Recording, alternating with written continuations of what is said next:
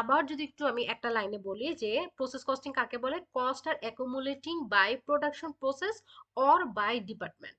আচ্ছা, অর্থাৎ এটা প্রোডাকশন প্রসেস অনুযায়ী হতে পারে, কস্ট অ্যাকুমুলেট হতে পারে প্রোডাকশন প্রসেস অনুযায়ী, অথবা department wise.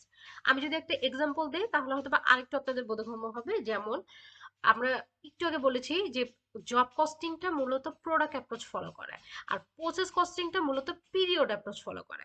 Period approach follow করে বলতে যেমন আমরা বললাম যে আমাদের অ্যাকাউন্টিং ডিপার্টমেন্ট, হুম, আরেকটা আছে ম্যানেজমেন্ট ডিপার্টমেন্ট, আরেকটা মার্কেটিং ডিপার্টমেন্ট আছে। তো আমাদের অ্যাকাউন্টিং ডিপার্টমেন্টে 6 মাসের কস্টিং কত, বা আমাদের অ্যাকাউন্টিং ডিপার্টমেন্টের একটা অর্থ বছরে, ধরেন যে 23-24 অর্থ বছরে আমাদের কস্টিং কত, বা আমাদের অ্যাকাউন্টিং ডিপার্টমেন্টে লাস্ট 1 মাসে কস্টিং কত। তার মানে হচ্ছে যে এই যে আমরা এখানে কি করছি যে ওই ডিপার্টমেন্টের ডিপার্টমেন্ট ওয়াইজ আমরা কি করছি একটা টাইম পিরিয়ডে আমরা দেখছি যে আমাদের কস্টিং কত। এটা